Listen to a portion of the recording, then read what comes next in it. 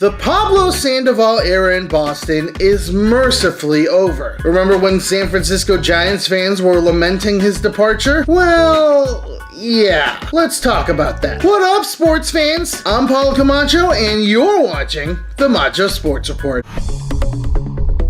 It was November 24th, 2014 when the news became official. Then San Francisco Giants third baseman and Kung Fu Panda Pablo Sandoval, fresh off of a World Series win with the Orange and Black, decided to spurn the only team he knew for a deal with the Boston Red Sox. It especially hurt for Giants fans that such a beloved figure would choose to leave a team that genuinely wanted him back in order to spread his wings with another franchise. For others, they hated to see the 2012 World Series MVP and a guy who was especially effective in the postseason taking his talents to another team. There was some deep-seated resentment among many Giants fans, especially after offhand remarks about Aubrey Huff fueled the fire of hatred for their former KFP. Needless to say, for that subset of Giants fans, it was somewhat enjoyable to watch the then 28-year-old struggle mightily in his 3 years in Boston. In his first year with the club, Sandoval batted .245, hit 10 home runs, and had 45 RBI in 126 games played. Career lows for a full season of play. And it only got exponentially worse from there. Between unfortunate injuries that kept him on the DL and the fact that he couldn't stay in shape, we all remember that one time he snapped his belt while swinging his bat. It all just compounded his problems at Fenway. For all the expectations he had when he joined the Red Sox, it sure ended on a disappointing whimper, being designated for assignment on July 14th, having only played a total of 161 games with the club. He is now considered one of the worst free agent signings in Red Sox history, and it doesn't look like it's close. While this couldn't make Sandoval haters in the city by the Bay any happier, there is still a contingent of Giants fans that are loyal to Kung Fu Panda. And now that he's available, there are rumors that the Giants might bring him back, a